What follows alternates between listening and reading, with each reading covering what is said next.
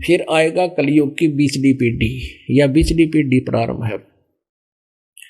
जब परमात्मा स्वयं आए थे प्रथम पीढ़ी कलयुग में मगर से शरीर गए थे, वो प्रथम पीढ़ी थी। अब ये मध्य 20वीं पीढ़ी है। आगे आगे आने वाले लास्ट ऑफ द कलयुग वो कृतघ्नी प्राणी हो जाएंगे, कच्चा मांस खाया करेंगे, कोई दीन धर्म रहेगा नहीं, कोई भक्ति नहीं करेगा।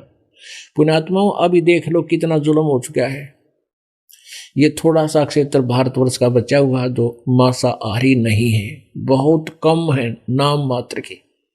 नहीं पूरे विश्व में नुखावन जैसे ये जंगली शेर खाया करते मांस को इतनी रुचि से खाने लगे, ऐसा पाप कमा रहे हैं, नशे शराब बुरा हाल हो गया।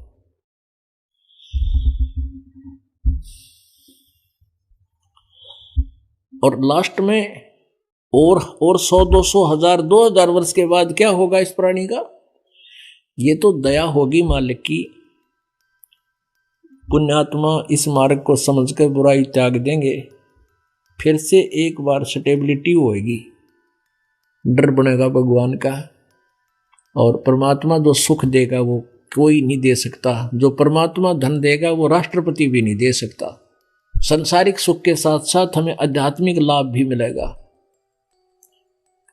आप देखो हमारे देश के प्रधानमंत्री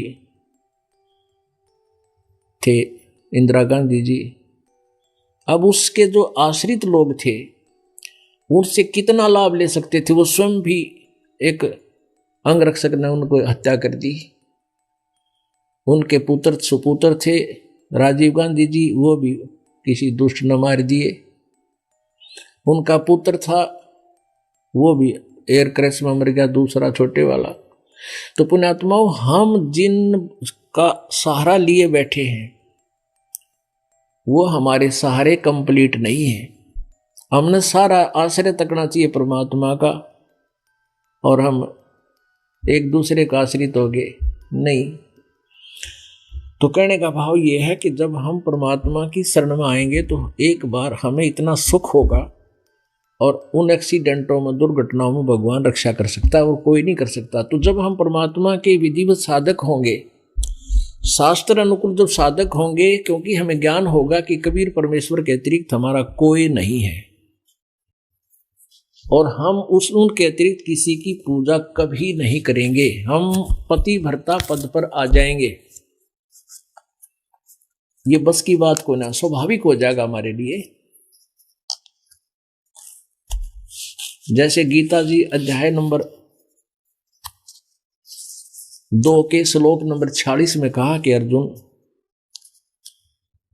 जिसमें तुझे तत्व ज्ञान हो जाएगा और उस एक परमात्मा की भक्ति से तू परिचित हो जाएगा, पूर्ण परमात्मा से, उसके पश्चात तेरी बुद्धि की स्थिति ऐसी हो जाएगी जिस प्रकार बहुत बड़े जलाशय की प्राप्ति के उपरांत एक छोटे जलाशय में जैसी आस्था रह जाती है, ऐसी तेरी आस्था फिर उस तत्व ज्ञान और पूर्ण परमात्मा की समर्थता को जानकर अन्य भगवानों में तेरी श्रद्धा ऐसी रह जाएगी ऑटोमेटिकली।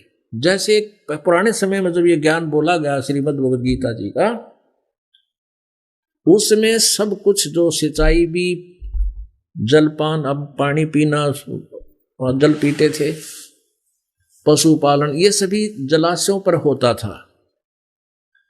कुछ जलाशय, तकरीबन जलाशय ऐसे होते थे जिन वर्षा हो गई उसमें पानी शटोर हो गया, सारा वर्ष उससे काम चलाते थे। और यदि एक वर्ष वर्षा ना हो तो वो जलाशय सूख जाता था। उस पर आश्रित व्यक्ति भी दुख को महसूस करते थे, परेशान हो जाते थे, तरफ तरफ कर मर जाते थे।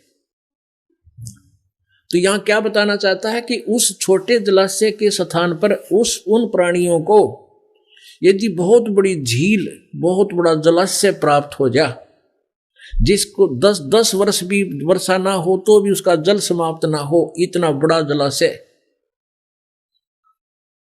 तो फिर उनकी आस्था उस छोटे जलाशय में जैसी रह जाती है, ऐसी ही बड़े जलाशय के उपरांत प्राप्त होने के उपरांत अब देखो, छोटे जलाशय का जल बुरा नहीं था, लेकिन वो स्थायी नहीं था, अंडरस्टूड है। और जब वो बहुत बड़ी झील मिल गई जहां 10 वर्ष बरसाना हो तो भी जल नहीं समाप्त हो, तो तुरंत सब प्रस्थान कर जाते हैं वहां पर। वो छोटे जलाशय ने कोई ना चाहता, फिर वो जल बुरा नहीं, लेकिन वो काम चलाऊ, अस्थायी, नाशवान है। तो ऐसे ही कहा कि जब आप जी को पूर्ण परमात्मा सत्य पुरुष की जानकारी, उसके गुणों से आप परिचित हो जाओगे, फिर अन्य भगवानों में आपकी साधना आस्था ऐसी हो जाएगी, अर्थात आप फिर उनको सपने में भी नहीं चाहोगे। तो परमात्मा ये कहना चाहते हैं कि भाई, जब तुम मेरे ऊपर आश्रित हो जाओगे, किस प्रकार आश्रित होना है? जैसे पुण्यात्माओं, एक आदर, सत्कार और पूजा में, आदरणीय और पूज्य में बहुत अंतर होता है। आदरणीय तो बड़े विद्वान राजा लोग, संत जन, भक्त जन, बहन भाई, बुजुर्ग सभी आदरणीय होते हैं, लेकिन पूज्य एक ही होता है। जैसे पति भर्ता पत्नी लड़की होती है, पति भर्ता जो स्त्री होती है वो पूरे परिवार में रहती है, ज्वाइंट फैमिली में रहती है, जेठ भी है, जेठानी भी है, देवर भी, देवरानी भी, सास और ससुर और ननद। अब पति भर्ता वैसे तो सबका सत्कार करती है, पति भर्ता वही होती है जो मृदुभाषी हो, झगड़ालू ना हो, यदि और अपने पति के अतिरिक्त स्वप्न में भी किसी दूसरे पुरुष को ना चाहे, वो पति भर्ता होती है। पति भर्ता वो भी होती है जो अपने पति को के अतिरिक्त किसी को नहीं चाहे और परिवार के अंदर कड़ा मचा दे, वह पति भर्ता होते हुए भी नाश करनी है। और एक पति भर्ता ऐसी होती है कि घर में भी रहे अपने पति को, तो वो तो फाइनल होता ही है पति भर्ता का, अंडरस्टूड है। बाकी जेठ है, जेठानी है, देवर है, देवरानी है, ननंद, सास ससुर को यथा उचित सत्कार देवे और उनसे प्यार ते रहे, तो वो उनका सत्कार करे, आदरणीय है उसके वह कौन सास ससुर है और बड़े जेठ जेठानी है, उनको बड़े भाई बहन के तुल, और छोटी देवर देवरानी है उनको छोटे भाई बहन की तरह,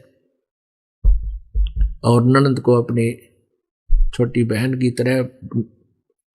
तो इस तरह सत्कार दे, और माता पिता को, सास ससुर को माता पिता के तुल्य सत्कार करे, लेकिन उसकी अपनी आस्था जो होती है अपने पति में ही रहती है। जब भिन्न होते हैं ना, अलग अलग न्यारे होते हैं,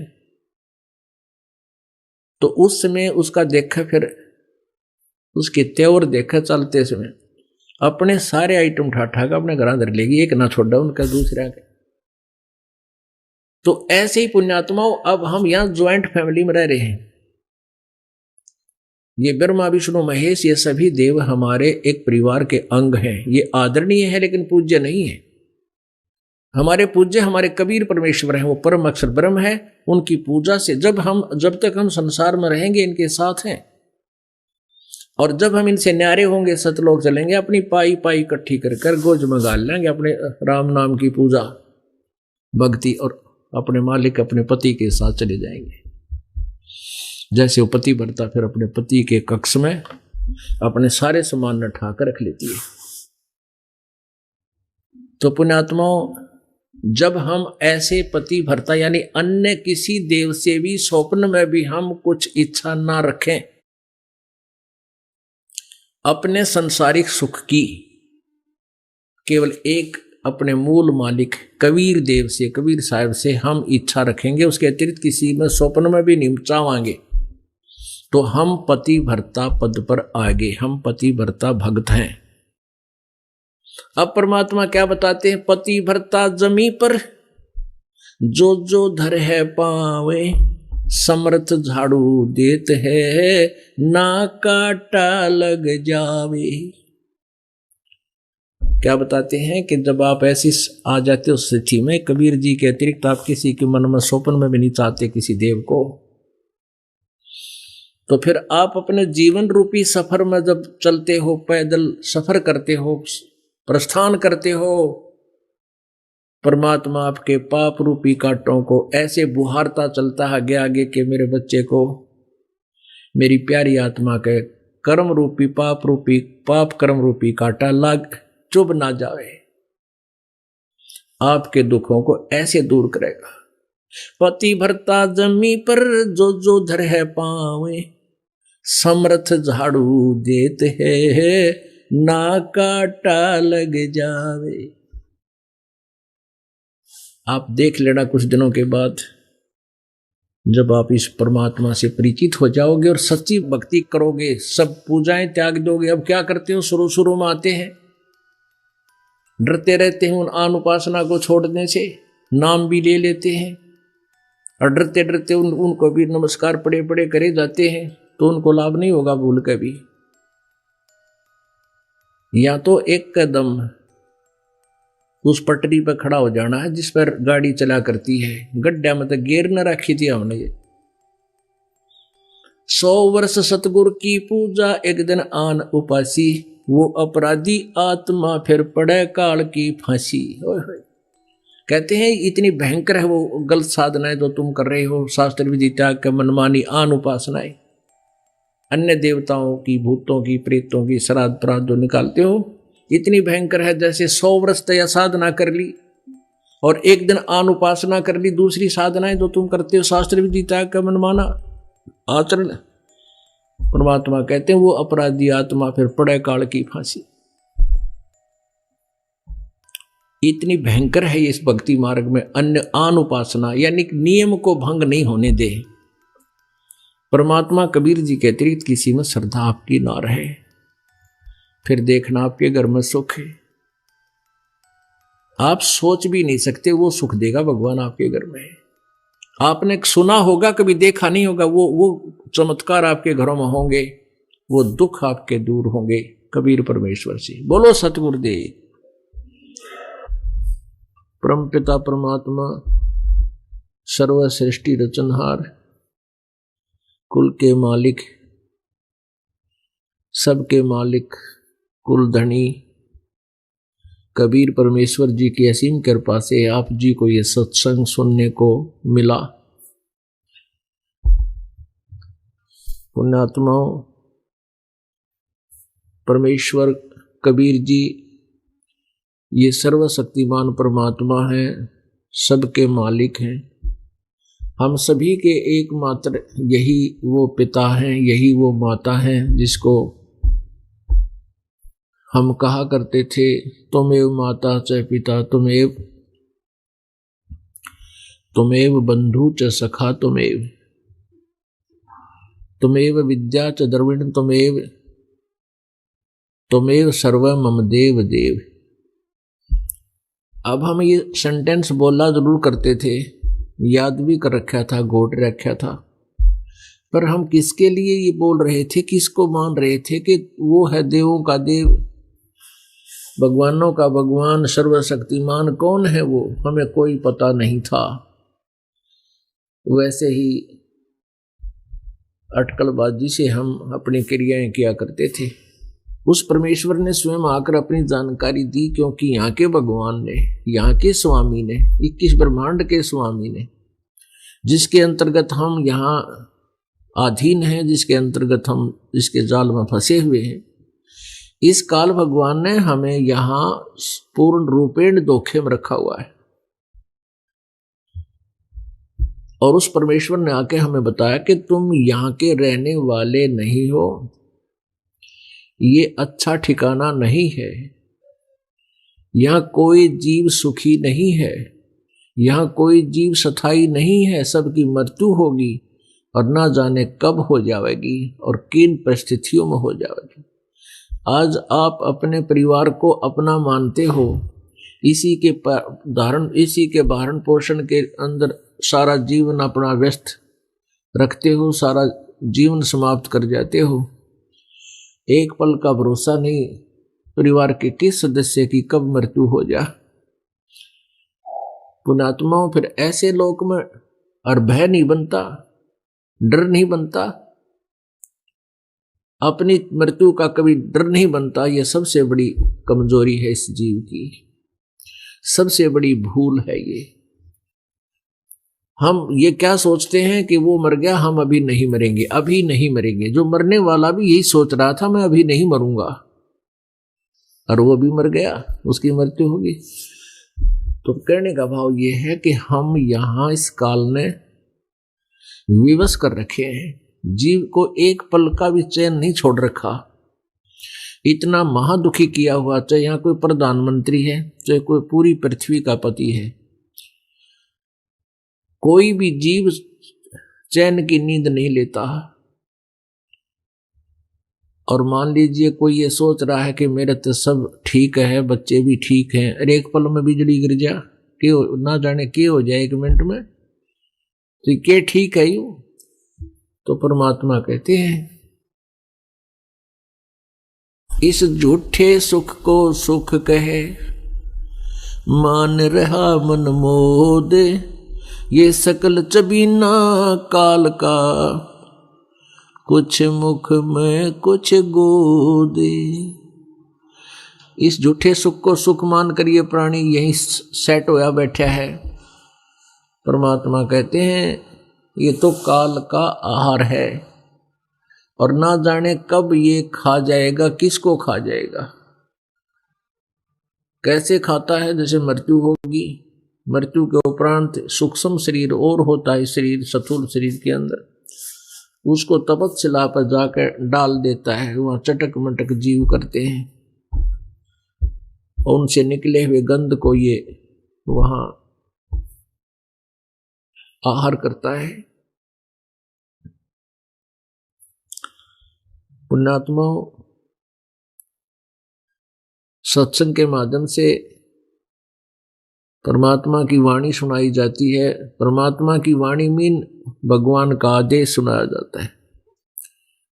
जैसा कि आप जी ने कल गीता अध्याय नंबर 4 के श्लोक नंबर 32 में स्वयं पढ़ा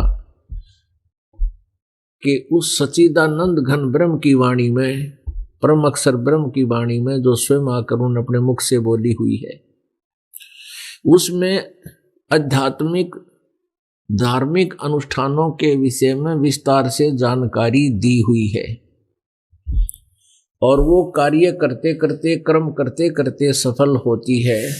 हठ योग आदि जंगल घर छोड़कर जाने से नहीं, मात्र उसमें उसकी आवश्यकता ही नहीं। वो एक अनमोल ज्ञान है, तत्व ज्ञान है। गीता अध्याय नंबर 4 के श्लोक नंबर 34 में फिर प्रमाण दिया है कि उस ज्ञान को जो सच्चिदानंद घन ब्रह्म की वाणी में सच्चिदानंद घन ब्रह्म ने अपने मुखारविंद से उच्चारित करके लिपिबद्ध करवा रखा है, वो ज्ञान, उस ज्ञान को तत्वदर्शी संतों के पास जाकर समझ और उनको दंडवत प्रणाम करने से, कपट छोड़कर प्रश्न करने से वो तत्वदर्शी संत तुझे अध्यात्म ज्ञान बताएंगे, वो तत्व ज्ञान से परिचित कराएंगे।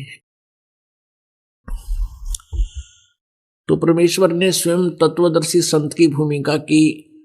सन 1398 में वो सतलोक से चलकर आए, अपने निज स्थान से चलकर आए अमरलोक से, और भारतवर्ष के पवित्र भूमि पर,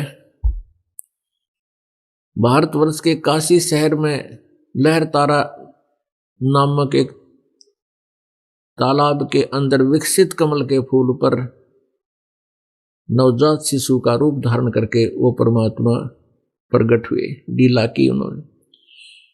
और उनको एक नीरू नीमा नाम के जुलाहा दंपति उठाकर ले गए। उनका संतान नहीं थी, निसंतान थे।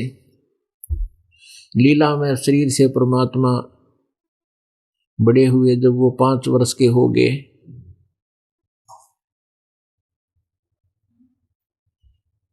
पांच वर्ष से ही वो अपनी सच्चिदानंद घन की वाणी, अपनी वाणी को अपने मुखारविंद से उच्चारित करने लग गए, उच्चारण करने लग गए। उनके ज्ञान के सामने बड़े बड़े विद्वान फेल हो गए, लेकिन बालक जानकर, जुलाहा जानकर, एक संस्कृत भाषा का ज्ञान ना होने से उनको अविद्वान जानकर उन अनाड़ियों ने परमात्मा के यथार्थ ज्ञान को ना स्वयं स्वीकार किया और ना जनता तक जाने दिया, उसको दबा दिया, समाप्त करवा दिया। परमात्मा ने कृपा की हमारे ऊपर, वो लिपिबद्ध करवा दी भक्त धर्मदास जी के माध्यम से। आज वो अमृत ज्ञान हमारे समक्ष है, आज वो उसका प्रकाश हो रहा है और वो ज्ञान इन वेदों और पुराणों और गीता जी से मेल खाता है और इनसे जो गीता और वेदों में नहीं है, जहां पर इन्होंने कह दिया है कि तत्वदर्शी संत बताएगा, हम कंप्लीट नॉलेज नहीं रखते, तो वो ज्ञान भी उस तत्व ज्ञान के अंदर परमात्मा की वाणी में लिपिबद्ध है। वो तत्व ज्ञान क्या है उसको समझना है। कैसे? मानुष जन्म दुर्लभ है, मिले न बारंबारे, भाई तरवर से पत्ता टूट गिरे वो बहोर न लगता डार। कोटि जन्म तन भर मत होगे, कुछ ना हाथ लगा रे, कुकर सुकर खरबया बोरे, कौआ हंस बुगारे।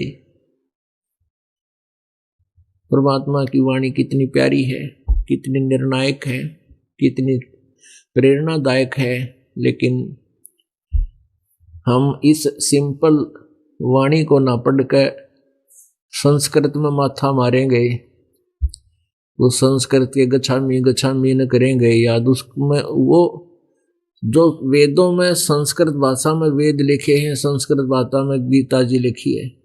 अब संस्कृत भाषा के जानने मात्र से उन वेदों और गीता का अनुवाद नहीं हो सकता, इस तत्व ज्ञान से उनका अनुवाद हो सकता है। अब परमात्मा की जो ने वही ज्ञान वेदों, गीता और पुराणों वाला अपनी सिंपल लैंग्वेज में जो जनसाधारण समझ और पढ़ सकता है, उसमें लिपिबद्ध करवाया ताकि जनसाधारण भी इस ज्ञान से परिचित हो सके। लेकिन इस अमृत ज्ञान को इस करके रिजेक्ट कर दिया कि संस्कृत में लिपिबद्ध नहीं था, और आज ये हमारे काम आ गया क्योंकि हम सभी आसानी से इसको समझ सकते हैं। कोटि जन्म तन भर मत होगे, कुछ ना हाथ लगा रे। पुणात्मा दो प्रकार से मानव शरीर प्राप्त होता है। परमात्मा कहते हैं मानव शरीर प्राप्त पाके नहीं रटे हरि नाम, जैसे कुआ जल बिना फिर बनवाया क्या काम। दो प्रकार से मानव शरीर प्राप्त होता है। एक तो एक विधान बना रखा परमेश्वर कबीर देव ने, इस काल को बनाकर दे रखा है, नहीं तो यू एक भी मनुष्य जीवन ना देता हमारे को। इतने लाखों की संख्या में प्राणी बना रखे, कुत्ते गधे सुअर अन्य प्राणी, एक और बना देता। परमात्मा ने एक विधान बना के इसको दे रखा है कि एक मानव शरीर प्रत्येक प्राणी को अवश्य मिलेगा। तो जैसे एक तो ऐसे मानव शरीर प्राप्त होता है जिस प्रकार 84 लाख योनियों के कष्ट को भोगने के उपरांत एक टर्न वाइज मानव शरीर अवश्य प्राप्त होता है, और दूसरा मानव शरीर प्राप्त होता है पिछले पुण्य से, पिछले संस्कार से कंटिन्यूस लगातार भी मानव शरीर आपको प्राप्त होते रहते हैं। जैसे आप जी जो आज परमेश्वर की शरण ग्रहण कर चुके हो और जो ग्रहण करेंगे वो प्राणी कभी ना कभी किसी ना किसी युग में, किसी जन्म में कबीर परमेश्वर के यथार्थ ज्ञान को समझा है, सुना है, उनके आधार से कुछ समय तक भक्ति भी की है। परमेश्वर की शरण में तत्वदर्शी संत या परमात्मा तत्वदर्शी संत बनाकर भेजता है अपनी शक्ति देकर, उनकी शरण में रह करके नाम उपदेश लेकर के आप जी ने कुछ समय साधना की होती है, और उस कुछ समय साधना करके आप फिर गफलत कर जाते हो, क्योंकि इस परमात्मा की भक्ति से सुख गणा होता है, क्योंकि ये सर्व सुखदायी परमात्मा है। और इस मन की एक गंदी आदत है कि जब इसको सुख हो जाता है ये भगवान से दूर होने की चेष्टा करता है। इसलिए परमात्मा ने हमें रह रहकर बहुत प्रकार के फार्मूले बताए हैं कि सुख के माथे पत्थर पड़ो, सुख के माथे सिला पड़ो, जो नाम हृदय से जावे, बलिहारी उस दुख के जो पल पल नाम रटावे। पुण्यात्माओं, कई भक्त अनजानपने में ये कह देते हैं जी हमने 3 वर्ष हो गए नाम लिए ने, और कुछ ना कुछ समस्याएं आती ही रहती हैं। फिर उनसे ये पूछते हैं कि आपके ऊपर जो कोई ऐसी समस्याएं थी जो कहीं समाधान नहीं हुआ था, उनका क्या रहा? कि वो तो जी सारी ठीक होगी, वो तो कोई आपत्ति नहीं रही, अब छोटी मोटी ठूठा हो ही रहती है। तो पुण्यात्माओं, ये परमात्मा का ऑपरेशन है। वो थोड़ा बहुत कष्ट आप पर जरूर रखना चाहता है ताकि आप भगवान से दूर ना हो जाओ। तो परमात्मा खुद भी कहते हैं कि इसे सुख का आग लगे जो भगवान से दूर करे, और बलिहारी हुआ दुख को ऐसा दुख भी दिए भगवान तेरे से दूर ना हो जाए। तो पुण्यात्माओं, ऐसे प्राणी आप जी और हम रहे हैं जो परमात्मा 600 वर्ष पहले बनारस में आए थे। उस समय 64 लाख शिष्य हुए थे उस मालिक के। ना कोई मीडिया था, ना कोई प्रचार प्रसार का साधन था, क्योंकि वो परमात्मा है। एक दिन में 1000 जगह प्रकट होकर उसी रूप में और सत्संग और प्रवचन करके आया करते थे।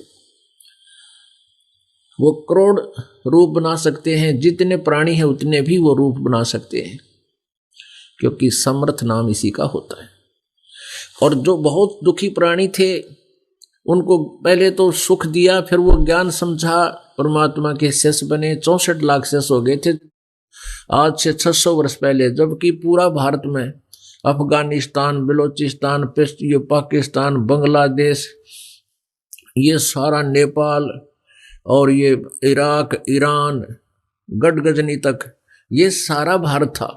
और कुल मिलाकर सारे भारत की 4 करोड़ आबादी नहीं होगी, और उसमें 64 लाख से हो जाना बालकों का खेल नहीं है।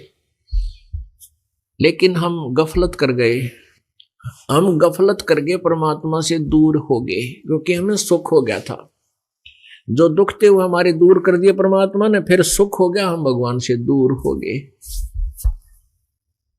जिस कारण से आज आप फिर उसी समय से सन 1398 से सन 1518 तक परमात्मा 120 वर्ष तक इस धरातल पर एक लीला करने के लिए जो प्रत्येक युग में आते हैं, जो परमात्मा की एक लीला है, परमात्मा का एक गुण है जो वेदों में भी वर्णित है, वो ऐसा करते हैं अपना ज्ञान देने के लिए। एक जनसाधारण की तरह काम करते हैं, जनसाधारण की तरह अपना कर्म करके, निर्वाह करके एक रोल करते हैं, भूमिका करते हैं, एक एग्जाम्पल कोड करके चले जाते हैं कि सुयोग्य शिष्य में कैसे गुण होने चाहिए, सुयोग्य नागरिक में कैसे गुण होने चाहिए, और तत्वदर्शी संत कैसा होता है, परमात्मा क्या क्या लीलाएं करता है, वो सारी क्रियाएं, वो सब परमात्मा ये कर्म करके प्रमाणित करके जाते हैं। वो ऐसा ही करते हैं, और उसी के विषय में फिर वेद और सदग्रंथ सभी बताते हैं कि प्रभु के ऐसे गुण हैं, वो ऐसा करता है, ऐसे प्रकट होता है। ये वेदों और पुराणों में लिखा हुआ है। तो परमात्मा कबीर जी 600 वर्ष पहले जब आए, 120 वर्ष तक रहे, तो उन्होंने हम सभी को ये ज्ञान दिया। हम उस परमात्मा को समझ नहीं सके, भगवान नहीं मान पाए, परमात्मा से हम दूर हो गए। तो उसी समय से हम वो साधना जो मालिक के चरणों में हमने की थी, उसके आधार से आप जी को मनुष्य शरीर मिलते हुए आ रहे हैं। आज आपके अंदर परमात्मा की कसक बनी हुई थी। परमात्मा की चाह में कोई कहीं ना कहीं अवश्य कोई भटक रहा था, कोई मंदिर में, कोई मस्जिद में, कोई गुरुद्वारे में, कोई चर्च में, कोई ऊंचे ऊंचे पहाड़ों की चोटियों पर परमात्मा की खोज करने जाता था, और कोई कहीं ना कहीं, कोई सालासर, कोई बालाजी, कोई वैष्णो देवी, कोई केदारनाथ, कोई अमरनाथ, कोई रामेश्वर, कोई गया जी की तक भंडार है, वो बनभौरी, यानी सारा भटक रहे थे। क्योंकि आप मनुष्य जीवन से आए हैं, तुरंत मनुष्य जीवन से ही नेक्स्ट मनुष्य जीवन मिला आपको, इसलिए आपके अंदर चाह परमात्मा की है। और आप जी का व्यवहार, आप जी के अंदर एक गुण, ये पुराने संस्कारों से विद्यमान है।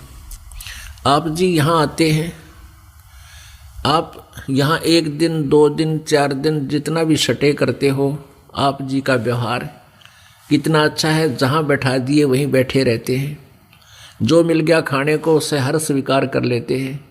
ना इतने आदमी की तक इकट्ठे हो जाए मेले में, गुट्टम गुट्टा गाड़म गाड़ा 100 प्रकार की बदमाशी शुरू हो जाए, और आप ऐसे बैठे रहते हो जैसे देव पुरुष बैठा करते हैं। क्योंकि आपके पिछले मनुष्य जीवन से आए हुए हो, और मनुष्य जीवन से आए हुए प्राणी के एक मानुष जैसे गुण होते हैं, और आप में चाह है भगवान की, आप परमात्मा के लिए तरफ रहे थे, और उस परमेश्वर ने फिर रजा आप पर कर दी, यो मार्ग फिर से मिल गया। और कुछ ऐसे प्राणी होते हैं, मनुष्य जीवन प्राप्त है, लेकिन वो परमात्मा की तरफ ध्यान नहीं देते। उनको कितना कह ले, कितना समझा ले, कति नहीं माने। गुट्टी लावेंगे, हुक्का पाड़ेंगे हैं, और सिनेमा देख लेंगे, और की तो बकवाद कर लेंगे, और कितना धंधा करवा ले वो कर लेंगे, लेकिन वो राम नाम नहीं रट सकते, वो परमात्मा की चर्चा भी नहीं सुन सकते, क्योंकि वो मानव शरीर से नहीं आए हैं। वो 84 लाख योनियां भोग के टर्न वाइज मनुष्य शरीर प्राप्त है ऐसे प्राणियों को, जो परमात्मा के नाम से चिढ़ते हैं और कहते भगवान है नहीं, और ऐसे 100 प्रकार के उदाहरण देकर अपने आप को सेट किए बैठे। तो वो मानव शरीर से नहीं आए हैं, वो पिछले जन्म से कोई किसी पशु पक्षी या जड़ जूनी के शरीर से छोड़कर आए हैं। तो ऐसे व्यक्ति, उनको कितना ज्ञान समझा ले, भक्ति करा नहीं करते और ना सुना करते, वो सुन लेंगे कान्ना पर घटाने जाएंगे। जैसे आप प्रत्येक परिवार में देख लीजिए, कुछ एक परिवार तो ऐसे हैं जो पूरा का पूरा परिवार मालिक के चरणों में आ गया है, कुछ परिवार के ऐसे हैं जो इसमें 1-2 सदस्य नाम ले रखे हैं, 3 सदस्य कतई नहीं सुनते, विरोध और करते हैं, गालियां देते हैं उनको। तो वो जड़ दुनी से आए हुए प्राणी हैं, या पशु पक्षी के शरीर से आए हुए प्राणी हैं, जो परमात्मा के ज्ञान को सुनना नहीं चाहते। एक घर में पिताजी ने नाम ले लिया, बेटा लेता नहीं। जो पिताजी कभी भी अपने संतान को गलत मार्गदर्शन नहीं करेगा, क्योंकि वो उन्हीं के लिए जी रहा होता है, और वो बेटा नहीं मान रहा है, तो वो पशु जुन्नी से आया हुआ प्राणी है, उसके बस की बात नहीं, वो काल का प्राणी है। और जो अच्छी आत्माएं हैं, जो परमात्मा की शरण में कभी रही हैं, वो कोयल के बच्चे हैं, और जो जड़जूनी से आए हैं वो काल के बच्चे हैं, काग के बच्चे हैं, वो काल प्रेरित हैं। उनके अंदर वो प्रवेश होना बड़ी डिफिकल्ट है, वो तो जाएगा लेकिन बहुत समय लगता है। अब ये कोयल क्या करती है, कोयल जो होती है ना पक्षी, ये अपना भिन्न अलग से कोई घोंसला बनाकर अंडे बच्चे पैदा नहीं करती है, क्योंकि अलग से अंडे वो पैदा करती है तो कौवे खा जाते हैं, उसके अंडों को छोड़ते नहीं। तो क्या चतुरता करती है, वो उन काग के अंडों में, घोंसले में जहां मादा कौवे ने अंडे दे रखे होते हैं, उत्पन्न कर रखे होते हैं घोंसले में, वो कोयल वहीं पर अपने अंडे उत्पन्न कर देती है। जब मादा कौवी कहीं चुग्गा चरने चली गई होती है, वो ताक में रहती है। अब जब वो कौवी आती है वापस, वो देखती है कि 4 अंडे हो गए, ये पहचान नहीं पाती तेरे कौन से हैं और दूसरे कौन से हैं। तो इस डर से कि कहीं मैं अपने अंडों को ही ना डाल दूं नीचे या खराब कर दूं, तो उन 4 को ही से लेती है, 4 को ही परवरिश कर देती है, 4 में से बच्चे निकाल देती है। और वो कोयल देखती रहती है कि मेरे बच्चे इसमें अंडे में हैं, बच्चे बन गए, उसकी दृष्टि रखती है। जब वो बच्चे कुछ फुदफुदाने लग जाते हैं, उड़ने लग जाते हैं, वो देखती रहती है। जब वो बच्चे उड़ने लायक हो जाते हैं तो दूर वृक्ष पर बैठ के कोयल अपनी प्यारी प्यारी बोली बोलती है। कोयल के बच्चे अपनी माँ की बोली को तुरंत पहचान जाते हैं और ऐसे ऐसे करने लग जाते हैं। फिर वो बार बार बोलती है तो उड़कर उस कोयल की आवाज की तरफ वो उसके बच्चे उड़कर चल पड़ते हैं। कोयल क्या करती है, वहां से उड़कर चल पड़ती है और वो आवाज लगाती हुई चलती है।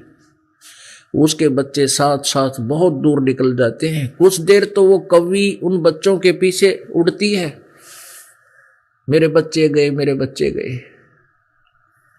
लेकिन वो बहुत दूर चले जाते हैं, वापस आ जाती है, कहीं दूसरे बच्चों को हानि ना हो जा, उनका पीछा छोड़ देती है। और जो कौवे वाले बच्चे होते हैं, काग वाले, वो नहीं परवाह करते, वो देखते भी नहीं उसकी बोली की तरफ। कोयल वालों ने अपनी माँ की बोली को पहचान लिया और उसके साथ चले गए। तो ऐसे ही वो प्राणी जो एक ही परिवार में 4-5 सदस्य हैं, जिनमें से 2-3 ने नाम ले लिया है, 2 नहीं ले रहे हैं, यही समझो काग और कोयल के, उन्होंने कभी किसी जन्म में भक्ति नहीं की। वो टर्न वाइज उन्होंने मनुष्य जीवन प्राप्त है। एक समय कागभूषण नाम के एक भक्त ने अपने मित्र गरुड़ को अपनी आत्मकथा सुनाई। क्या बताया? अब गरुड़ जी ने पूछा कागभूषण से कि हे कागभूषण, हे भूषण जी, आपने इतनी अच्छी साधना, ऐसी भक्ति, ऐसी उपलब्धि कैसे प्राप्त हुई? तब कागभूषण बताता है कि गुरुदेव, मेरी बहुत लंबी कहानी है, अब उसको याद करता हूं तो मेरे रोंगटे खड़े हो जाते हैं, मैं कितना नीच प्राणी था। क्या बताता है कि मेरे असंख्यों मनुष्य जीवन मैंने बर्बाद कर दिए, किसी जन्म में भक्ति नहीं बनी। कभी टर्न वाइज नंबर मनुष्य का आता था, ऐसे बकवादों में मैं खो देता था। इसी प्रकार 84 लाख योनियां भोगने के उपरांत परमात्मा के विधान अनुसार मुझे मानव जीवन प्राप्त हुआ। उस समय हम 4 बहन भाई थे, 2 भाई 2 बहन हमारे माता पिता थे। जब मैं सबसे बड़ा था, मेरी आयु 20 वर्ष की थी। उस समय उस क्षेत्र में बहुत अकाल गिर गया।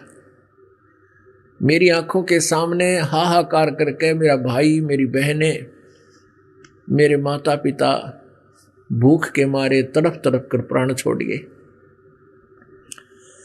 मैं शरीर में तगड़ा था, भूख को सहन कर ली मैं नहीं मर पाया। आसपास का क्षेत्र उजड़ गया कति। मैं उस क्षेत्र को छोड़कर अमंतका नगरी में आ गया और वहां पर अकाल नहीं था। पेट भर कर रोटी खाई, भोजन खाया। फिर सोचने लगा कि हे परमात्मा, ये क्या जीवन है? कल तक तो हम हंस खेल रहे थे, हमारा बड़ा पूरा परिवार था, और आज मैं अकेला रो रहा हूं। ना भाई है, ना बहन है, ना माँ, ना पिता। फिर मैंने एक मंदिर के अंदर एक पंडित जी भगवान शिव की कथा कर रहा था, सत्संग कर रहा था। मैं वहां चला गया। उस ब्राह्मण को मैंने अपने सारे दुख बताए, मेरे साथ के बीती। ब्राह्मण की आंखों में आंसू आ गए और कहा, बेटा, यह तो ऐसा ही विधान है, जन्म और मृत्यु ये सभी के साथ है, चिंता ना कर बेटा, होगी सो होगी। अब तू यहाँ मेरे साथ रह, मेरे बच्चे की तरह रह बेटा, और अपना भक्ति कर, भगवान की सत्संग सुना करे। अब उसने, कहते हैं, उस गुरुदेव के ब्राह्मण के पास मैं रहने लगा। वहाँ ही मैं भोजन करता, मंदिर की सफाई सफाई कर देता, भगत सत्संग सुनने आते थे। 6 महीने हो गए मैंने उसके साथ रहते, उस ब्राह्मण के साथ रोज कथा सुनूं। रोजाना वो कथा सुनावे, बेटा भक्ति करनी चाहिए, भक्ति बिना इस जीवन का कोई लाभ नहीं है। बहुत अच्छे अच्छे दृष्टांत दे देकर समझावे, लेकिन मेरे असर हो नहीं कि मैं नाम ले लूं। मुझे बार बार कहे बेटा भक्ति कर ले, उपदेश दीक्षा लेनी चाहिए, तो वो कहता मेरे मन में रुचि नहीं बने कि मैं उपदेश ले लूं, गुरु बना लूं, भक्ति कर लूं। कारण क्या है? तुलसी पिछले पाप से हरि चर्चा न भावे, जैसे जवर के बेगते भाई भूख विदा हो जावे। जैसे किसी को बुखार हो, मलेरिया हो गया हो, उसको भोजन अच्छा नहीं लगता, न तो रोटी अच्छी लगती है, काजू किशमिश, मनुखा दाग को भी कहता मुझे अच्छी नहीं लगती, कड़वी लगती है। सेब संतरे भी वो नहीं खा पाता क्योंकि उसको वो कड़वी लगती है। प्रतिदिन आहार करने वाला भोजन रोटियां भी कड़वी लगती हैं। तो पुण्यात्माओं, ना रोटी कड़वी, ना मनुखा दाख कड़वी, ना सेब और संतरे कड़वे। बुखार ने, उस जवर ने उस व्यक्ति के शरीर की व्यवस्था इतनी कंडम कर दी कि मीठी वस्तु भी उसने कड़वी लग गए। इसी प्रकार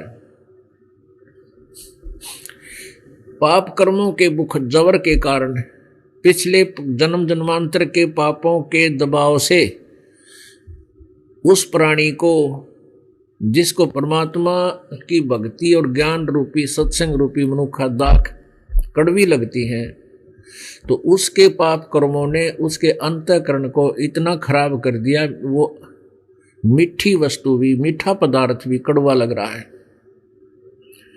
अब उसका ट्रीटमेंट क्या है, उपचार क्या है? कि जैसे मलेरिया हो जाता है, मलेरिया रोग को नाश करने के लिए कड़वी कुनीन खानी पड़ती है, ना रुचि हो तो भी खानी पड़ेंगी।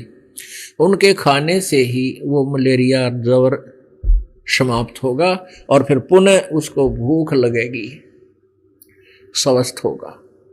पुण्यात्माओं, यही तरीका है।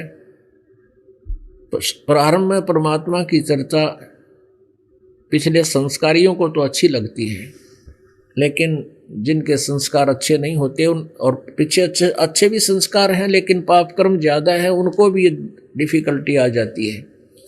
तो उनके लिए तरीका बताया है कि परमात्मा की वाणी अच्छी ना लगे तो भी सुनता रहे, क्योंकि ये कानों के माध्यम से अंदर जाती है, अंदर जाकर कुनीन की तरह अपना कार्य करती है, अंदर के पापों को धो देती है। और कुछ दिनों के बाद आपको इतनी अच्छी लगेंगी ये कथाएं परमात्मा की, 200 400 1000 किलोमीटर जाकर आप सत्संग सुना करोगे, क्योंकि आपकी आत्मा स्वस्थ होगी। अब उसको भूख लग रही है। जब अस्वस्थ व्यक्ति स्वस्थ हो जाता है, जवर से वो जबर खत्म हो जाता है, फिर उसको ऐसी भूख लगती है न डट के रोटी खाता है, सब्जी भी ना मिले सूखी रोटियां भी खा जाता है, क्योंकि वो स्वस्थ हो गया। तो पुण्यात्माओं, परमात्मा की कथा, परमात्मा की चर्चा उन्हीं पुण्यात्माओं को अच्छी लगती है जो जिनका अंतःकरण स्वस्थ हो चुका है। और जिनका स्वस्थ नहीं है तो उन्होंने भी सत्संग ही सुनना पड़ेगा। ये परमात्मा की वाणी आहार भी है और ये मेडिसिन का भी, दवाई का, औषधि का भी काम करती है। तो 6 महीने हो गए, कहता भूषण बता रहा है गुरु जी को कि मैंने 6 महीने हो गए, गुरु जी रोजाना कहे, मेरे तो प्यार भी करे है, वही मैं आहार करता हूँ, उसी के भंडारे में रह रहा हूँ, लेकिन नाम लेने की रुचि कति नहीं बनी। 6 महीने में जा करके मेरी रुचि बनी, मैंने उपदेश लिया। अब पुण्यात्माओं, इस काल ने कई तरह से हमें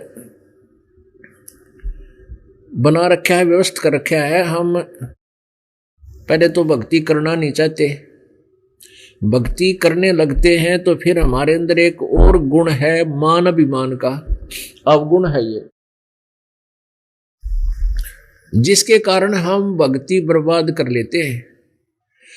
अब काकभूषण ने क्या किया कि 6 महीने तक शिवजी भगवान की जो कथाएं गुरुजी सुनाया करते थे वह सुनता रहा, वह घोट ली, कंठस्थ याद कर ली।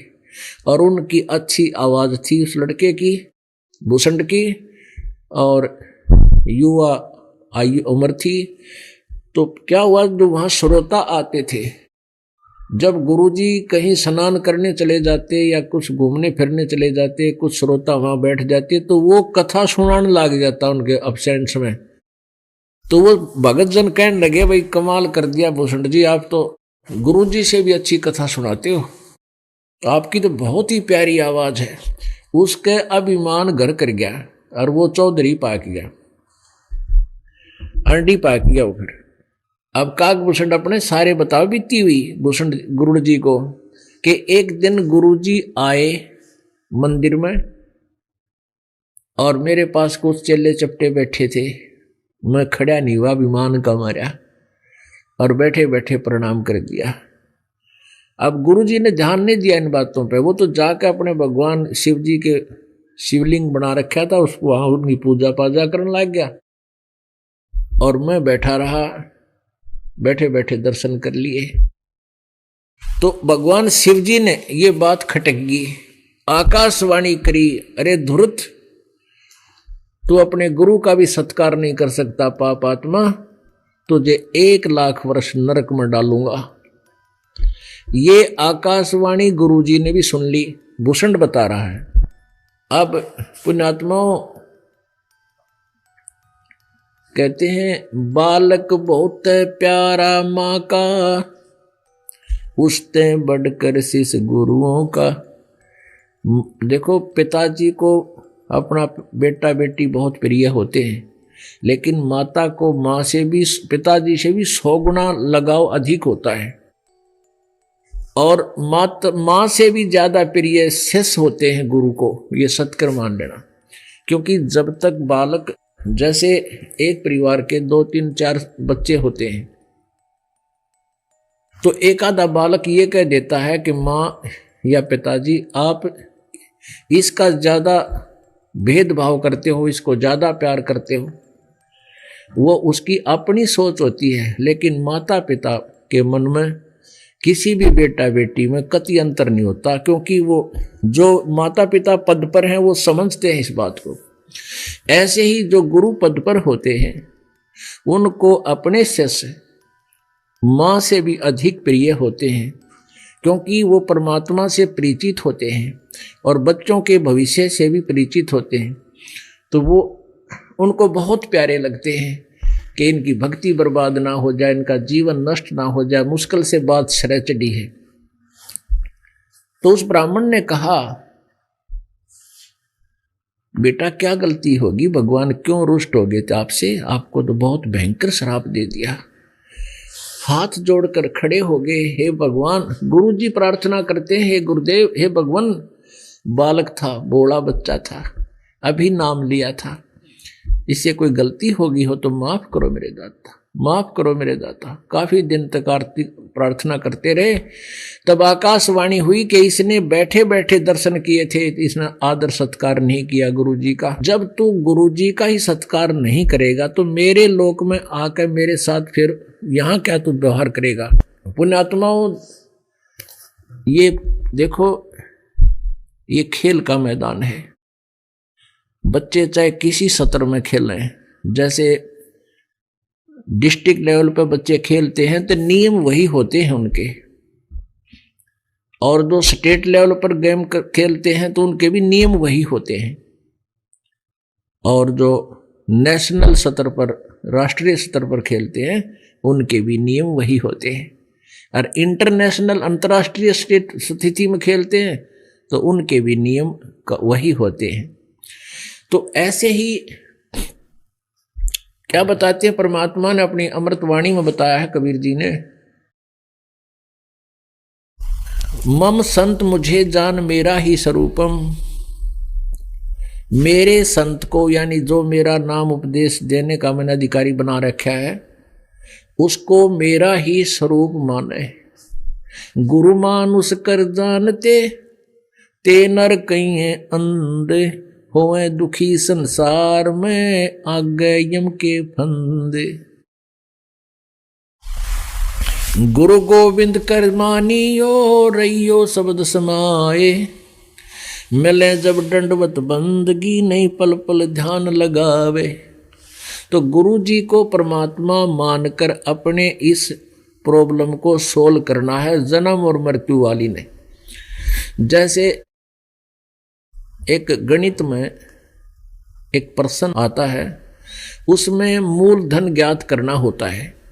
उसके लिए सपोज करना पड़ता है, मान लो मूलधन 100 रुपये, और फिर वो 100 रुपये मूलधन मानने के बाद ही हम उस करोड़ों और अरबों के मूलधन को प्राप्त कर सकते हैं और अपना इक्वेशन, अपना ये प्रॉब्लम सोल्व कर सकते हैं। जब तक हम 100 रुपये मूलधन नहीं मानेंगे तो ओरिजिनल मूलधन को प्राप्त नहीं कर सकते।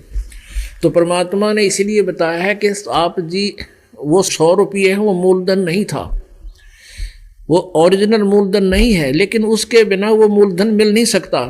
तो गुरु जी को आप जी ने भगवान सपोज करना पड़ेगा। आपने ये मान कर के ये गुरु जी नहीं, ये भगवान खड़े हैं। और पुण्यात्मा, जब आप भगवान के पास जाओगे तो आप जी कैसे व्यवहार करोगे, जो इस दास के साथ आप कर रहे हो, और वो व्यवहार भगवान को मान्य है या नहीं है, नहीं है तो वहां से रिजेक्ट हो जाओगे। और जो गुरु जी को आप परमात्मा रूप में मानकर और फिर उसके साथ जो बोलना, चलना, व्यवहार करना, निष्कपट भाव से बातें करना और उसके अंदर एक विशेष कसक बना कर रखना, तो यही एज इट इज भगवान से आप क्या होगा। तो यहाँ से जब जाओगे, जैसे आदमी दिन में रिहर्सल करता है, बातें करता है, ऐसी सपने में आएंगी। तो वो स्वप्न में तो प्रैक्टिकल जो आप कर रहे हैं वही आपके स्वप्न में आती। तो ऐसे ही जब यहाँ शरीर छोड़कर जाओगे तो इस दास के रूप में परमात्मा आपकी परीक्षा लेने के लिए वहां खड़ा होगा। फिर आप वहां भी वो अड्डपट मारोगे, यहाँ मारते थे, तो वहां से तुरंत ऑटोमेटिकली आपके पैरों के नीचे से स्लिप निकल जाएगा फट्टा, एकदम नीचे आओगे गद्दे ही। वो अलग बात है कि आपने पुण्य जो भक्ति कर रखी है वो अलग अलग मिल जाएंगे, को स्वर्ग में को कितने धक्के खाते रहोगे, पार नहीं हो पाओगे। तो इसलिए हमने गुरुजी के साथ वो डीलिंग करनी चाहिए जो भगवान के साथ किया करते हैं, तब आप सफल होगे। तो यहाँ काकभूषण से आकाशवाणी में भगवान शिव ने कहा कि तूने अपने गुरुजी का सत्कार नहीं किया, तू अंडी पाक गया, बैठा बैठा प्रणाम कर लिए तूने। तो जब तू गुरुजी के का सत्कार नहीं कर सकता तो मेरा केक रहता ने फूकूंगा, मारा गाड़ूंगा। मैं क्या करूंगा इसे दुष्ट का इस पवित्र लोक में, क्योंकि भगवान पहले ही उस भस्मासुर से दुखी थे, इसे नालायक थे।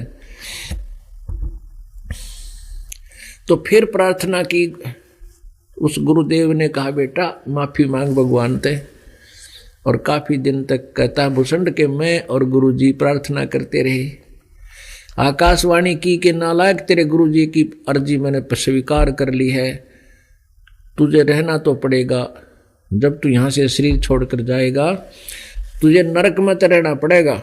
अब जो मैंने कह दिया सो कह दिया, 1 लाख वर्ष तू नरक भोगेगा, लेकिन नरक में तुझे यम के दूत दुखी नहीं करेंगे, ये मैं आदेश दे दूंगा।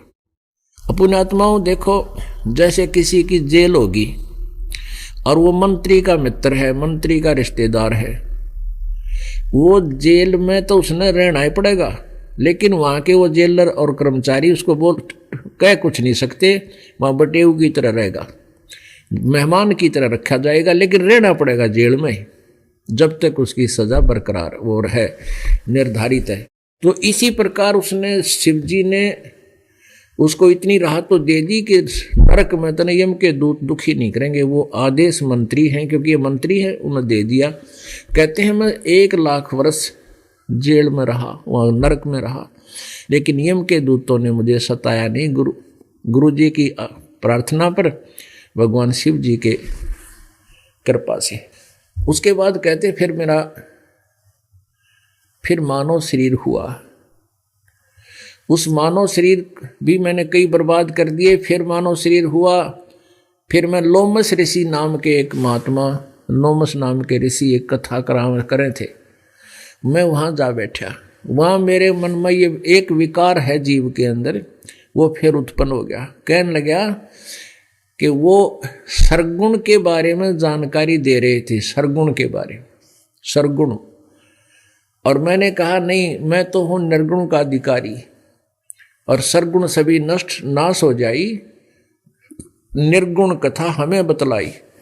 लोमस ऋषि जी से कहा कि हे लोमस ऋषि जी, आप तो जो साकार भगवान के बारे में बता रहे हो ये तो नष्ट हो जाएंगे, हमें तो निराकार और निर्गुण के बारे में जानकारी दीजिए। अब लोमस ऋषि जी ने बहुत समझाया, चेष्टा की कि भाई जैसे बीज है, आम का बीज है, आम के पेड़ का बीज आम के फल में है, और उस बीज में पेड़ है। अब बीज में पेड़ निर्गुण रूप में है, ये कोई काम नहीं कर सकता, ना छाया हो ना इसका फल लगे, तो ये निर्गुण है। इस निर्गुण का क्या करेगा, चाहिए तो हमने सरगुण। जैसे बीज को बोया, पौधा बना, फिर धीरे धीरे पेड़ होया, पेड़ होकर उसका फल लगे, छाया बनी, तो सरगुण हुआ तो काम आया। और वो निर्गुण ने के चटेगा, तो वो बीज में आम का पेड़ है। कहने लगा मेरे बात बुद्धि माई को ना, क्योंकि मेरा घिसा पिटा ज्ञान कहीं से सुनाया, फिर आगे अड़ गया। फिर लोमस ऋषि ने मुझे श्राप दे दिया कि तू चंडाल का जन्म होना चाहिए, तेरे जैसे नालायक का, जा चंडाल के घर जन्म ले तू, मोटी बुद्धि के। तो तब कागभूषण कहने लगा मैं नाराज नहीं हुआ, मुझे दुख नहीं हुआ, मैं लोमस ऋषि के चरणों में गिर गया और मुझे वो पिछले दुख याद आ गए। लोमस ऋषि से प्रार्थना की, माफ़ी मांगी, महाराज मुझे गलती होगी, माफ़ कर दो, अपने दास को जन्म तो कहीं दे दो, पर एक आशीर्वाद दे दो मुझे, मेरा कहीं भी जन्म हो मैं भगवान की भक्ति ना भूल पड़े। लोमस ऋषि खुश हो गए, तब आशीर्वाद दे दिया, बेटा अब चंडाल के घर जन्म तो तने लेना पड़ेगा, काग चंड के, लेकिन मेरे आशीर्वाद से तेरा भगवान की भक्ति याद रह जाएगी थोड़ी थोड़ी। तो फिर ऐसा ही हुआ। उसके बाद फिर क्या हुआ कि मेरा काग चंड के घर जन्म हुआ। ये ब्रह्मा की पत्नी जो ब्रह्माणी है, इनके ये हंस इनका एक वाहन है, तो उनकी हंसनी जो है वो रुत पर आई, उसको कागचंड के द्वारा जा करके वो नए कराई। तो कहते उसके बाद मेरा जन्म हुआ, उनके संयोग से कागचंड के और हंसनी से मेरा जन्म हुआ।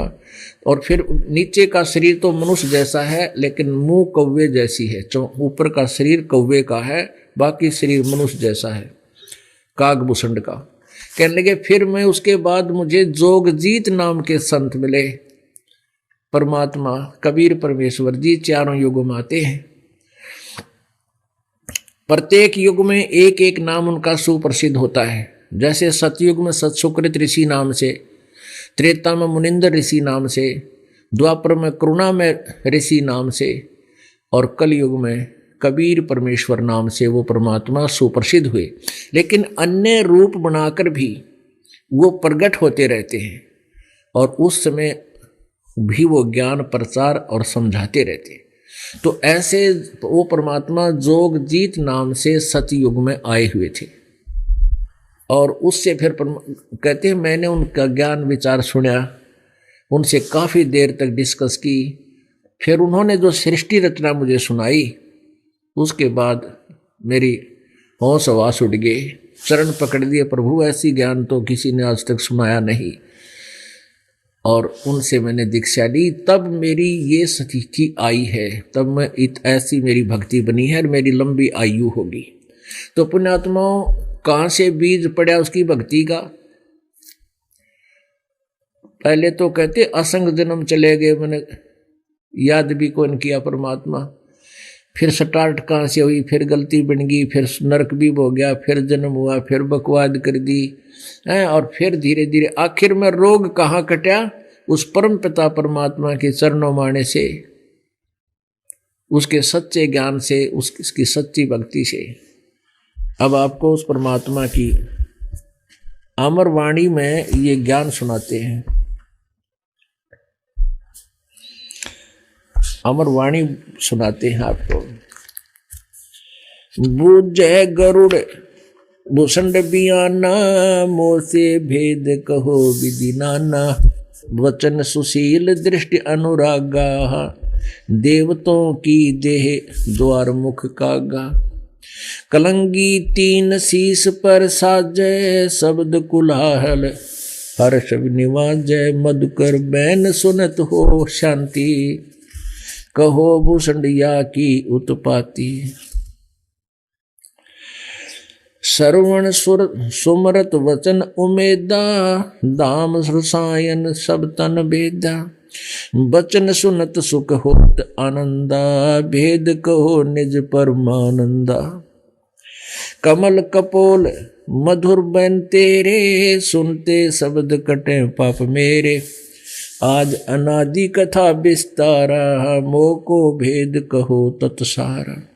परम भेद कहो बहुभांति, मिटे हमारे मन की कांति। कौन देश को नगर निदाना, कहो भूषण आदि परमाणा। कौन पिता को जननी जाम्या, कौन कुले कौन वंश बखाण्या।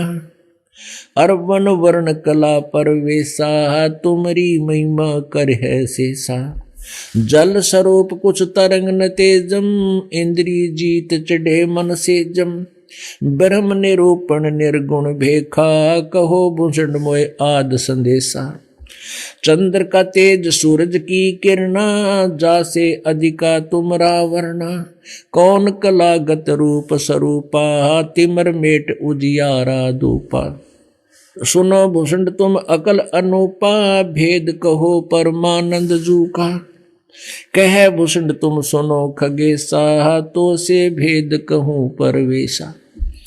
अब गरुड़ जी ने पूछा कि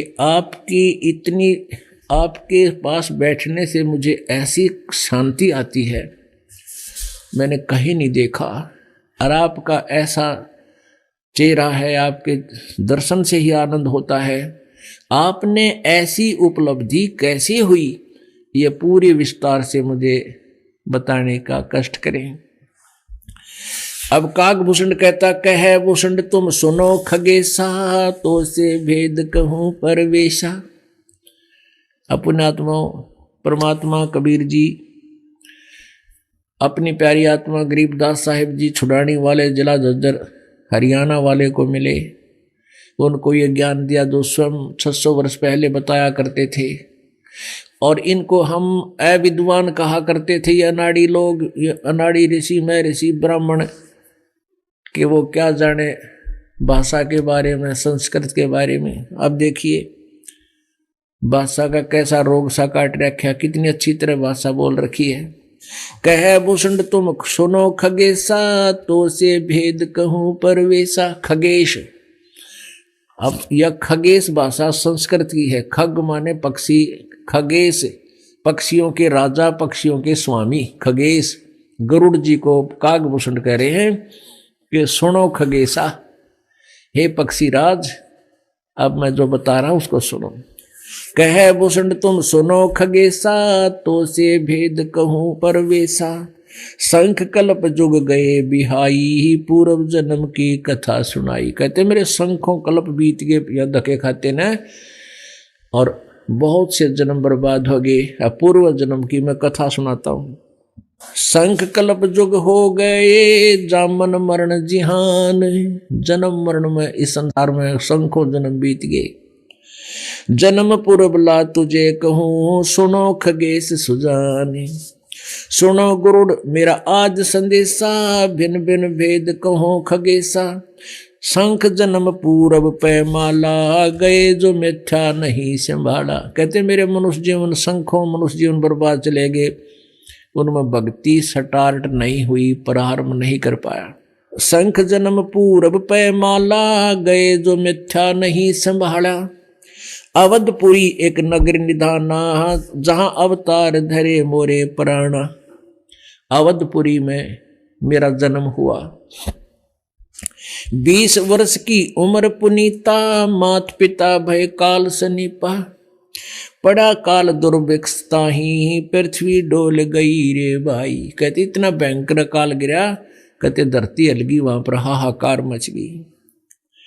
पड़ा काल दुर्भिक्ष अपारा, मनुष्य मनुष्य का करे आहारा। मनुष्य को मनुष्य खाने लागे, भूखे मरते एक दूसरे के बुड़के भर ले और आखिर में मर गए। पड़ा काल दुर्भिक्ष अपारा, मनुष्य मनुष्य का करे आहारा। अन्न का नहीं आहार प्राणी, पड़ा काल दुर्भिक्ष अमानी। अवधपुरी हम तजी खगेसा। मेरे माता पिता मर गए, सारा परिवार समाप्त हो गया। उसके बाद कहते मैंने वो अवधपुरी को छोड़ दिया। अवधपुरी हम तजी खगेसा, ताही समय गए मालू देसा। मालू देश में गए।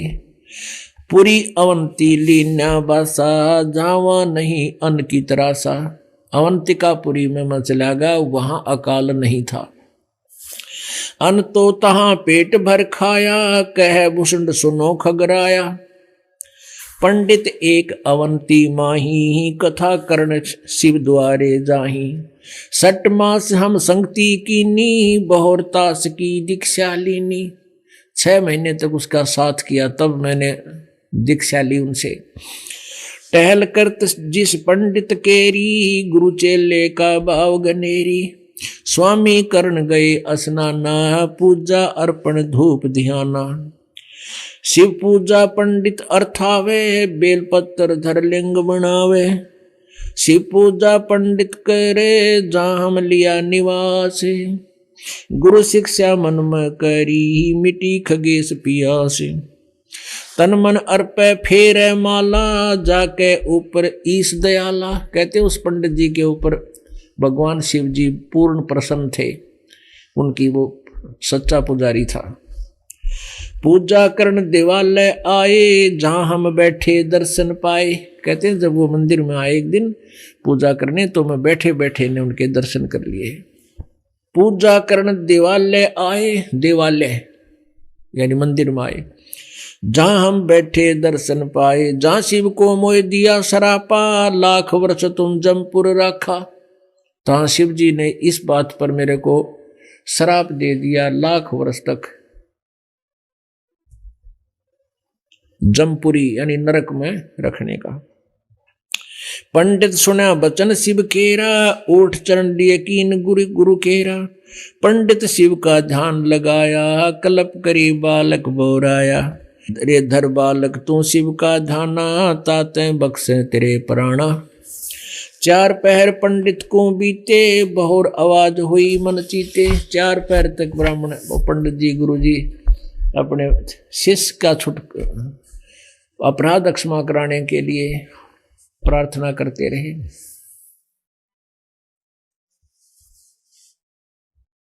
4 पहर पंडित को बीते, बहुर आवाज हुई मन चीते। मेरा वचन न खाली जाई, जम के लोक चलो रे भाई। शिव जी का फिर आकाशवाणी हुई कि मेरा वचन खाली नहीं जा सकता, उस नरक में तने जाना ही पड़ेगा, यम के लोक में। बहुत दरा पंडित तब ध्याना, बख्शो साहेब या के प्राण। फिर प्रार्थना की गुरु जी ने, बहुत बार की अर्ज ठीका, बाणी अरस बही शिवनी का। बहुर महादेव भय दयाला, जम का लोक भुगते तत्काला। हमरे लाग्या संसासों का, छूटी दे गई जम के लोका। चंद्रो जम तत्कालम आए, शिव की दया गुरु अर्थाए। जम हमको ने दीन तरासा, भुगत्या नहीं नरक निवासा। जोग ध्यान और नाम नरेसा, जब तब करनी मिटे अंदेशा। प्राणायाम किया प्रणामा, स्वर्गपुरी को चले विमाना। कहते वहाँ से फिर मेरा जो हो गया, फिर मैं कुछ दिन स्वर्ग रहा। उसके बाद में 84 लाख योनियाँ भोगता रहा। फिर कभी लोमस ऋषि एक कथा कर रहे थे, वहाँ चला गया। लोमश ऋषि जहाँ कथा कराई, जहाँ हम प्रसंग पूछा जाई, वहां मैंने प्रश्न कर दिया।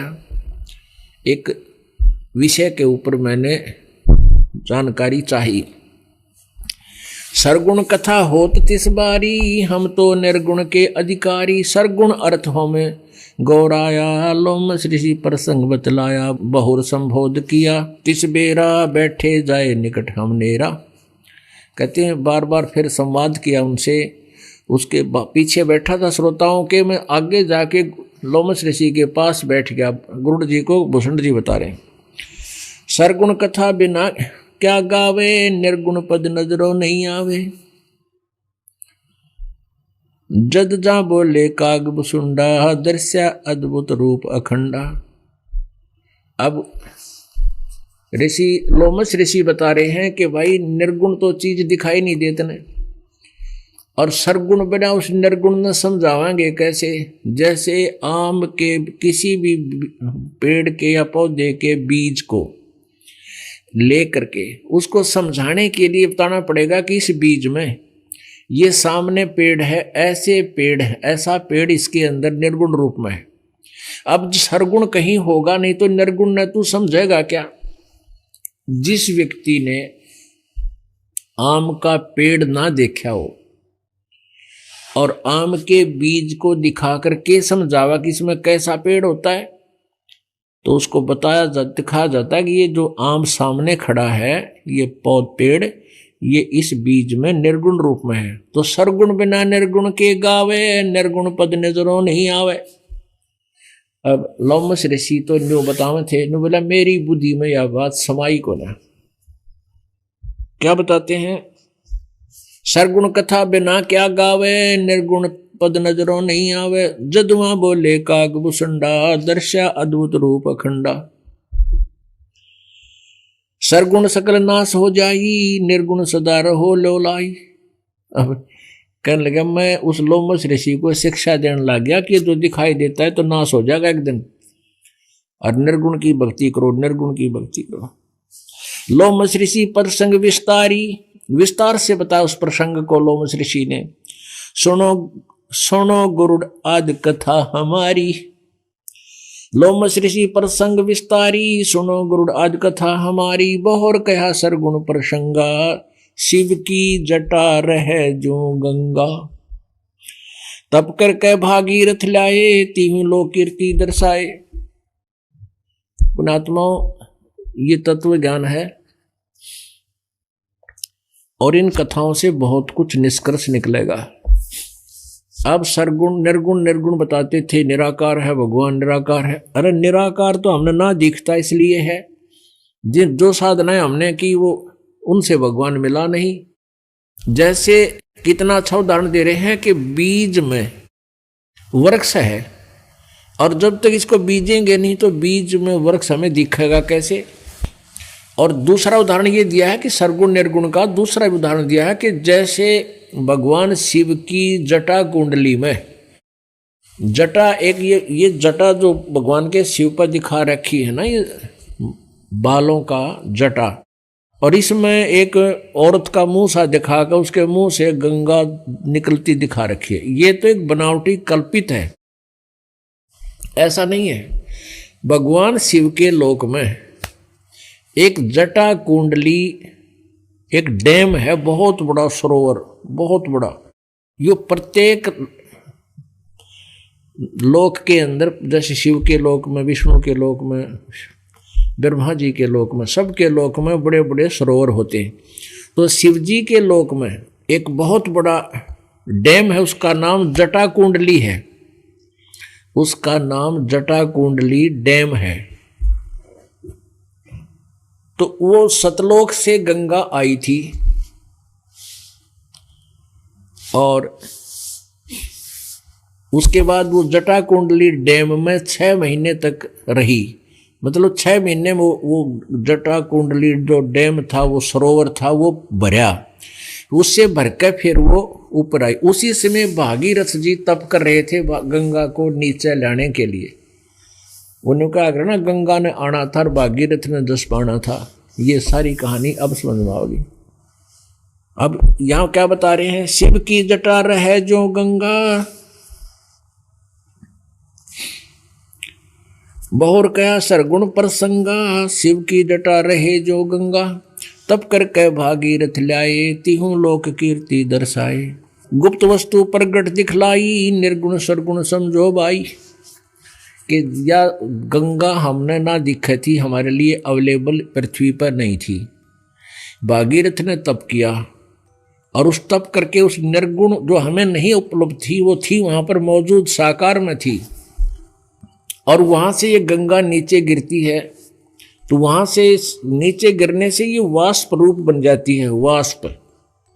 और फिर यहाँ इस पर हिमालय के ऊपर आकर के ये बर्फ रूप धारण कर लेती है और फिर वहां से जल बनकर ऐसे निकलती। तो बीच से ये आती नजर नहीं आती आम व्यक्ति को, ये दीप दृष्टि से देखी जाती है।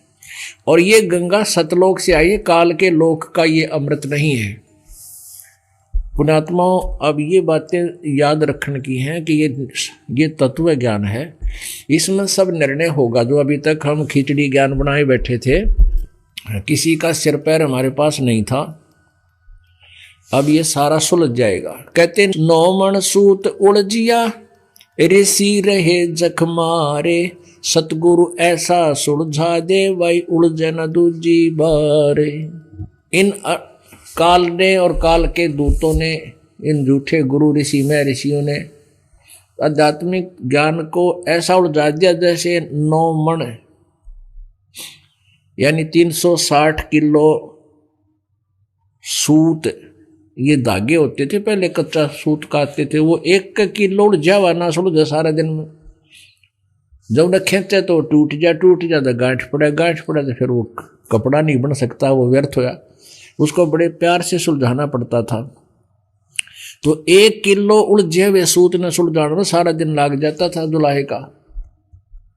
परमात्मा कहते हैं, ये कबीर परमेश्वर जी कहते हैं कि तुम ये इन अज्ञानियों ने ये आध्यात्मिक ज्ञान रूपी सूत 9 मण उलझा दिया। और कहते सतगुरु ऐसा 9 मण सूत उलझाइया, और ऋषि रहे झकमार, और सतगुरु ऐसा सुलझा दे, उलझे ना दूजी बार। तब ये ऐसा सुलझ जाएगा कबीर परमेश्वर जी की कृपा से, गुरु जी की दया से, इस दास पर रजा करी भगवान ने, तो ये ऐसा सुलझ जाएगा आध्यात्मिक ज्ञान, फिर नहीं उलझेगा इस कलयुग में। जो भक्ति करो चाहे ना करो, कोई ज्ञान में कमी नहीं रहेगी। तो एक सैंपल है ये गंगा उस सतलोक से आई हुई। इसके गंगा के जल को कितने दिन रख दो खराब नहीं होता, क्यों ये कहां से आ गई? इस पृथ्वी पर ही चल रहा है, तो ये कहां से आई? हमारी बुद्धि यहां तक थी, शिव जी की जटा में निकली, फूल जो खा रखी नो एक औरत, अरे फूटे भाग मारे। भगवान शिव जी का एक डैम है, और वो सतलोक से जब आई तो 6 महीना में वह भरी थी। वो भर के फिर ओवरफ्लो होना शुरू हो गया। उसी में भागीरथ तप कर रहा था पहले से ही। तो जब ये ऊपर तक पड़न लगी फालतू होगा, जब भगवान शिव ने कह दी तथास्तु, ले भाई गंगा आ जाएगी। तो ये तो चलती का टोर मारनी है, चलती का टोर मारने वाले। तो ये सतलोक से आई थी शिव के, फिर शिव के धाम में, शिव के धाम को डैम भर गया 6 महीना, फिर आगे चल पड़ी। अब वो पीछे से चल ही रही है और वो वहां से ओवरफ्लो भी हो ही रहा है। और यहाँ अब ये इस प्रकार ये गंगा आपको उपलब्ध है। लेकिन इस गंगा के पानी से मोक्ष नहीं है। तो ऐसे ऐसे अमृत पदार्थ हैं सतलोक के अंदर, ये सैंपल है वहाँ का। अब क्या बताते हैं गरुड़, यानी कबीर परमात्मा ज्ञान दे रहे हैं इनको सिर्फ कागभूषण और लोमस ऋषि के माध्यम से। बहुर कहा सरगुण प्रसंगा, शिव की जटा रहे जो गंगा, तब कर के भागीरथ ल्याए, तिहु लोक कीर्ति दर्शाए।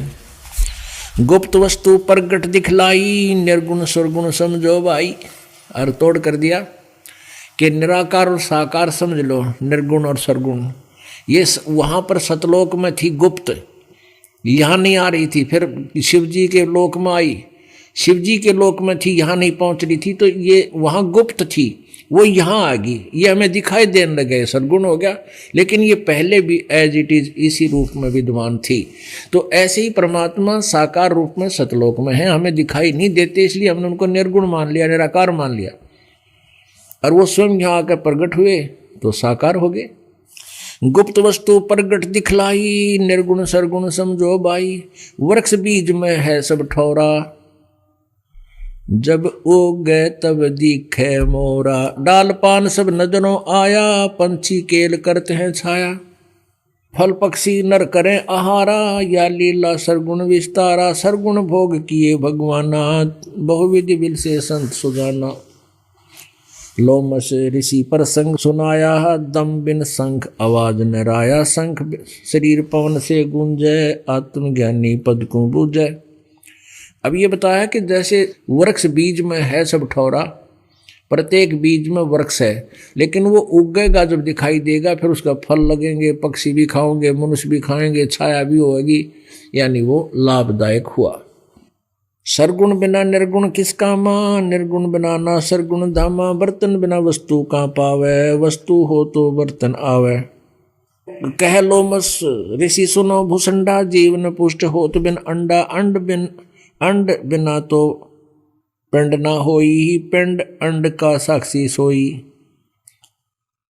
पुण्यात्मा, अब सरगुण निर्गुण के बारे में जानकारी देते हुए लोमस ऋषि ने बहुत कुछ समझाया। काकभूषण जी कहते हैं मेरे पल्ले पड़ी नहीं, फिर लोमस ऋषि ने मुझे श्राप दे दिया।